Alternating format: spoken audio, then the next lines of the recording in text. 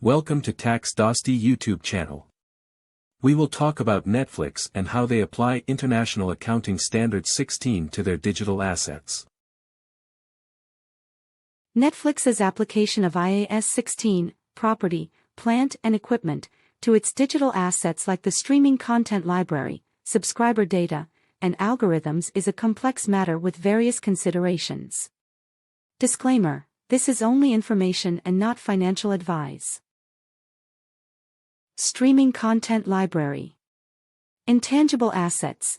Netflix's content library is primarily classified as intangible assets under IAS 16 due to its lack of physical form.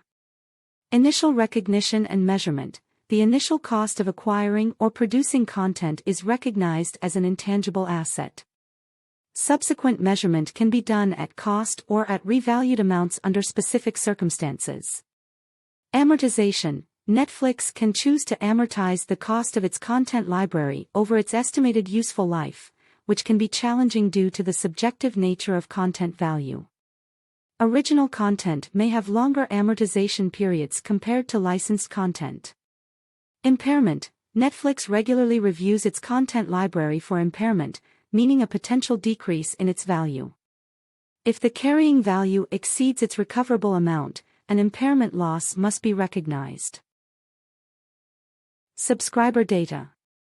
Intangible asset or not, subscriber data can be considered an intangible asset under IAS 16 if it meets specific criteria, such as being identifiable, controllable, and having future economic benefits.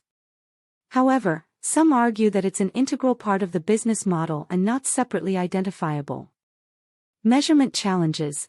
Quantifying the value of subscriber data is complex, and Netflix likely uses various approaches like customer lifetime value models and market multiples.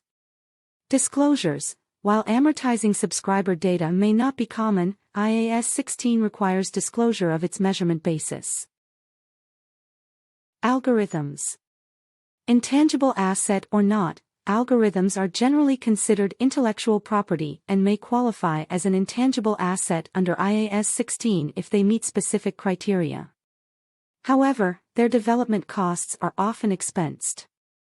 Capitalization and amortization. Capitalizing development costs and amortizing them over their useful life is possible if the criteria are met. However, determining the useful life can be challenging. For more info, WhatsApp us +9232144090009.